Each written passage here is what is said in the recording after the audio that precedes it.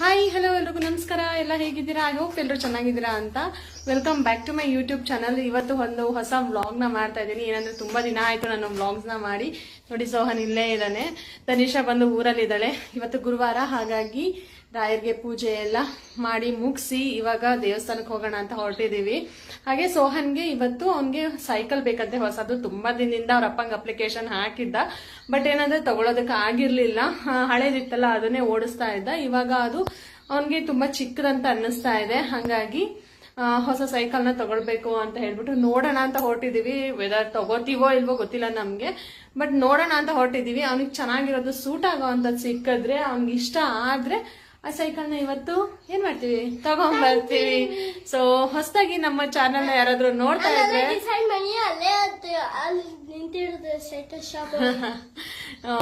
ಹೊಸದಾಗಿ ನನ್ನ ಚಾನೆಲ್ ನ ಯಾರಾದ್ರೂ ನೋಡ್ತಾ ಇದ್ರೆ ದಯವಿಟ್ಟು ಲೈಕ್ ಮಾಡಿ, ಶೇರ್ ಮಾಡಿ, ಸಬ್ಸ್ಕ್ರೈಬ್ ಮಾಡ್ಕೊಳ್ಳೋದನ್ನ ಮರಿಬೇಡಿ.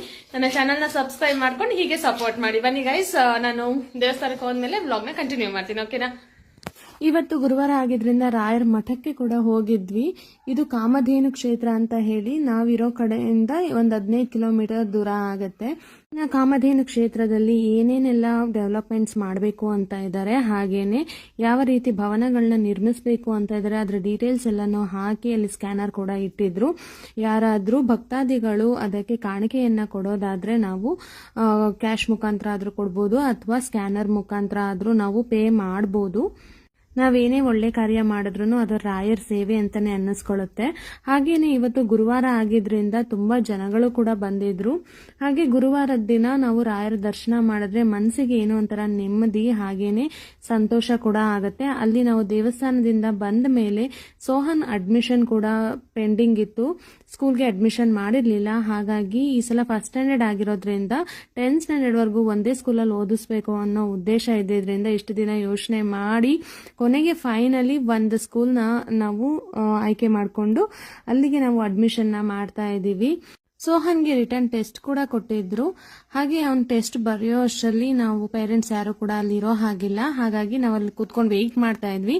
ಇದು ಸ್ಕೂಲ್ ಹತ್ರನೇ ಒಂದ್ ಮರ ಇತ್ತು ನೋಡಿ, ಇದು ಗಸಗಸೆ ಮರ, ಗಸಗಸೆ ಹಣ್ಣುಗಳನ್ನ ಬಿಟ್ಟಿತ್ತು. ನಾವು ಚಿಕ್ಕವರಿದ್ದಾಗ ಸ್ಕೂಲ್ ರೋಡ್ ಅಲ್ಲಿ ಅಥವಾ ಬಸ್ ಸ್ಟ್ಯಾಂಡ್ ಅಲ್ಲಿ ಈ ತರ ಗಸಗಸೆ ಹಣ್ಣನ್ನ ನೋಡಿದ್ರೆ ಕಿತ್ಕೊಂಡು ತಿಂತಾ ಇದ್ವಿ, ಟೇಸ್ಟ್ ಮಾಡ್ತಾ ಇದ್ವಿ. ನೀವು ಒಂದ್ಸಲ ಟೇಸ್ಟ್ ಮಾಡಿದ್ರೆ ಟೇಸ್ಟ್ ಹೇಗಿರುತ್ತೆ ಅಂತ ನಿಮಗೆ ಗೊತ್ತಿರುತ್ತೆ. ಟೇಸ್ಟ್ ಚೆನ್ನಾಗಿರುತ್ತೆ. ಯಾರ್ಯಾರು ಈ ತರ ಹಣ್ಣನ್ನ ತಿಂದಿದ್ದೀರಾ ಅಂತ ಕಮೆಂಟ್ ಮಾಡಿ ತಿಳಿಸಿ. ಅಷ್ಟರಲ್ಲಿ ಸೋಹನ್ ರಿಟರ್ನ್ ಟೆಸ್ಟ್ ಕೂಡ ಮುಗೀತು, ಹಾಗೆ ಅಡ್ಮಿಷನ್ ಪ್ರೊಸೀಜರ್ಸ್ ಎಲ್ಲ ಮುಗೀತು. ಅಲ್ಲಿ ಹೇಳಿದೆ ನೋಡು, ಬ್ಲಾಕ್ ಕಲರ್ದು ಪುಟಾಣಿ ಪುಟಾಣಿ ಮರಿ, ಎರಡು ಮರಿನೇ. ಇದ್ರ ಮರಿನಾ? ಇದು ದೊಡ್ಡದಲ್ಲ, ಆ ಕಡೆ ಒಂದಿದೆಲ್ಲ 3 ನೋಡೋದಕ್ಕೆ ಹೌಸ್ ಎಲ್ಲ ಮಾಡಿದ್ದಾರೆ ಸ್ಟೋನ್ ಅಲ್ಲಿ. ಅದ್ರೊಳಗಡೆ ಹೋಗಿ ಕುತ್ಕೊಳ್ಳೋದಕ್ಕೆ ಚಳಿ ಆದಾಗ ಎಲ್ಲ ಚೆನ್ನಾಗಿದೆ ನೋಡಿ. ಗ್ರಾಸ್ ಎಲ್ಲ ಹಾಕಿದ್ದಾರೆ ತಿನ್ನೋದಕ್ಕೆ. ತಿಂತಾ ಇದೆ ನೋಡಿ ಹೆಂಗ್ ತಿಂತಾ ಇದೆ ಅಂತ. ವಾವ್,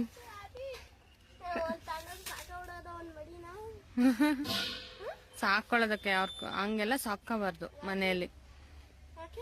ಸುಮ್ನೆ ನಾವು ಆಮೇಲೆ ತಗೊಳ್ಳೋಣ, ನೀನ್ ಸ್ವಲ್ಪ ದೊಡ್ಡವನಾದಾಗ, ಆಯ್ತಾ? ನೋಡಿ ಎಲ್ಲ ಬರ್ತಾ ಇದೆ ಈ ಕಡೆಗೆ, ಅದ ಅಮ್ಮ ಹತ್ರ ಬರ್ತಾ ಇದೆ. ಎದ್ರುಕೊಂಡ್ಬಿಡ್ತು. ಇನ್ನ ಸೋಹನ್ ತುಂಬಾ ದಿನದಿಂದ ಅವ್ನ್ ಸೈಕಲ್ ಬೇಕು ಬೇಕು ಅಂತಾನೆ ಹೇಳ್ತಾ ಇದ್ದ. ಆಲ್ಮೋಸ್ಟ್ 1 year ಇಂದಾನೆ ಹೇಳ್ತಿದ್ದ, ಬಟ್ ನಾವು ಬೇಡ ಅಂತ ಹೇಳ್ತಾ ಇದ್ವಿ. ಅವ್ನ್ ಸೈಕಲ್ನ ತುಂಬಾ ಸ್ಪೀಡಾಗಿ ಓಡಿಸ್ತಾನೆ, ಮತ್ತೆ ಯಾವಾಗ್ಲೂ ಸೈಕಲ್ ಹೊಡಿಯೋದಕ್ಕೆ ಇಷ್ಟಪಡ್ತಾನೆ. ಹಾಗಾಗಿ ಬೇಡ, ಇನ್ನ ಸ್ವಲ್ಪ ದಿನ ಹೋಗ್ಲಿ ಅಂತ ಹೇಳ್ಬಿಟ್ಟು ನಾವೇ ಸುಮ್ಮನೆ ಇದ್ವಿ. ಅವನದು ಇದು ಹಳೆ ಸೈಕಲ್ಲು, ಇದನ್ನ ತನಿಷಾಗ ಆಗತ್ತೆ ಫುಲ್ ಎಲ್ಲ ರೆಡಿ ಮಾಡಿಸ್ಬಿಟ್ಟು, ಹಾಗೆ ಸೈಡ್ ವೀಲ್ಸ್ ನ ಹಾಕ್ಸೋಣ ಅಂತ ಹೇಳ್ಬಿಟ್ಟು ತಗೊಂಡ್ ಬಂದ್ವಿ. ಹಾಗೆ ಸೋಹನ್ ಸ್ವಲ್ಪ ದೊಡ್ಡವನಾಗಿದ್ದಾನಲ್ವಾ ಇವಾಗ, ಅವನ್ಗೆ ಅದು ತುಂಬಾ ಚಿಕ್ಕದ ಅನ್ನಿಸ್ತಾ ಇತ್ತು. ಹಾಗಾಗಿ ಸ್ವಲ್ಪ ದೊಡ್ಡ ಸೈಕಲ್ನ ತಗೊಂಡ್ವಿ. ಅವನು ಇದೇ ಸೈಕಲ್ ಬೇಕು, ಅವ್ನ ಫ್ರೆಂಡ್ ಹತ್ರ ಒಂದ್ ಸೈಕಲ್ ಇದೆ, ಸೊ ಅದೇ ತರದ್ ಬೇಕು ಅಂತ ಹೇಳಿ ಇದನ್ನ ತಗೊಂಡ. ಹಾಗೆ ಸೈಕಲ್ ಜೊತೆಗೆ ಸೇಫ್ಟಿ ಪರ್ಪಸ್ಗೆ ಅಂತ ಹೇಳ್ಬಿಟ್ಟು ಹೆಲ್ಮೆಟ್ ಕೂಡ ತೆಗೆದುಕೊಟ್ವಿ. ಇದು ಬ್ಯಾಕ್ ಅಲ್ಲಿ ಈ ತರ ಲೈಟಿಂಗ್ಸ್ ಕೂಡ ಬರುತ್ತೆ. ಮಕ್ಳಿಗೆ ಈ ತರದ್ದೆಲ್ಲ ತುಂಬಾನೇ ಇಷ್ಟ ಆಗುತ್ತೆ, ಅದೆಲ್ರಿಗೂ ಗೊತ್ತಿರೋ ಅಂತ ವಿಷಯ. ಇನ್ನು ಲೇಟ್ ಆಗಿತ್ತು ಅಂತ ಹೊರಗಡೆನೆ ಊಟ ಮಾಡ್ಕೊಂಡ್ವಿ.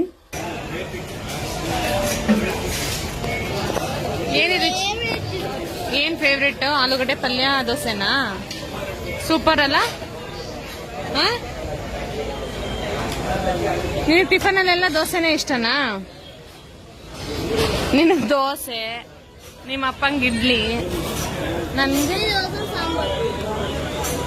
ಬಿರಿಯಾನಿ, ಮಶ್ರೂಮ್ ಬಿರಿಯಾನಿ. ಸ್ಪೂನ್ ತಗೋ, ಸ್ಪೂನಲ್ಲಿ ತಗೊಮ್ಮ.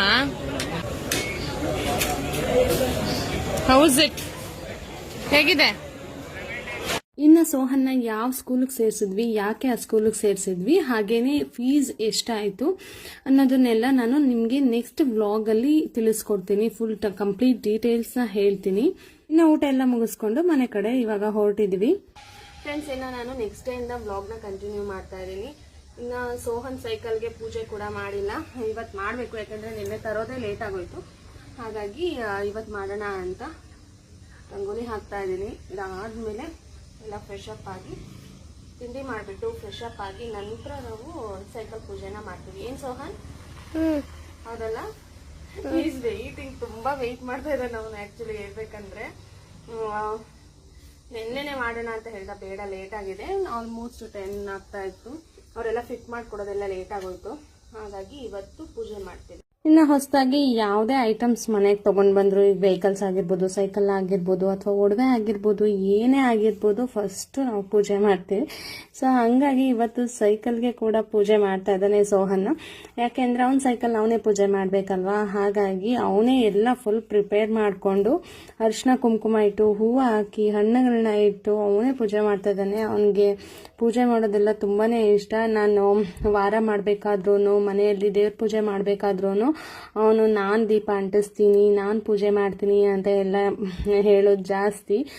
ಅವನು ಏನಾದರೂ ಮನೆಯಲ್ಲಿ ಇದ್ದಾಗ ಅವ್ನು ಬಿಟ್ಟು ನಾನು ದೀಪ ಅಂಟಿಸ್ದೆ ಅಂತ ಹೇಳಿದ್ರೆ ಹತ್ಕೊಂಡು ಕುತ್ಕೊಂಡ್ಬಿಡ್ತಾನೆ, ನಾನು ಅಂಟಿಸ್ಬೇಕಿತ್ತು ಅಂತ ಹೇಳಿ.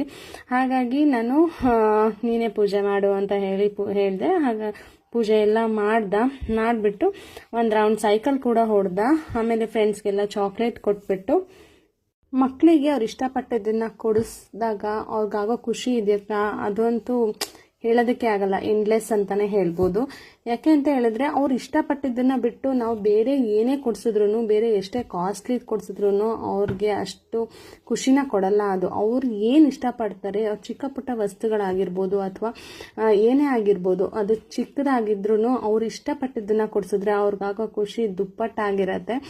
ಸೊ ಆ ಹ್ಯಾಪಿನೆಸ್ನ ಅದನ್ನ ನೋಡಿದವ್ರಿಗೆ ಗೊತ್ತಾಗುತ್ತೆ. ಕಂಗ್ರ್ಯಾಚುಲೇಷನ್ ಸೋಹನ್.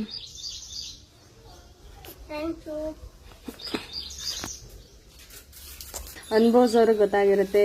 ನಿಮ್ಮ ಚೈಲ್ಡ್ಹುಡ್ ಅದು ನೀವು ನೆನಪು ಮಾಡ್ಕೊಳ್ಳಿ. ನೀವೇನಾದರೂ ಚಿಕ್ಕ ಪುಟ್ಟದನ್ನ ಕೇಳಿದ್ದನ್ನ ಕೊಡಿಸಿದಾಗ ನಿಮ್ಗೆ ಎಷ್ಟು ಖುಷಿಯಾಗಿರುತ್ತೆ ಅಂತ ಹೇಳಿ, ಅಷ್ಟೇ ಖುಷಿನ ನನ್ನ ಮಗನ ಮುಖದಲ್ಲಿ ನಾನು ನೋಡಿದೆ. ನನಗಂತೂ ತುಂಬಾ ಖುಷಿ ಆಯಿತು. ನಿಮಗೆ ವ್ಲಾಗ್ ಇಷ್ಟ ಆಗಿದೆ ಅಂತ ಅನ್ಕೋತೀನಿ. ನಿಮಗೆ ವ್ಲಾಗ್ ಇಷ್ಟ ಆಗಿದ್ರೆ ಪ್ಲೀಸ್ ಒಂದು ಲೈಕ್ ಮಾಡೋದನ್ನ ಮರಿಬೇಡಿ. ಹಾಗೆ ನನ್ನ ಚಾನಲ್ನ ಸಬ್ಸ್ಕ್ರೈಬ್ ಮಾಡ್ಕೊಳ್ಳಿ. ಸಿಗ್ತೀನಿ ನೆಕ್ಸ್ಟ್ ವಿಡಿಯೋದಲ್ಲಿ.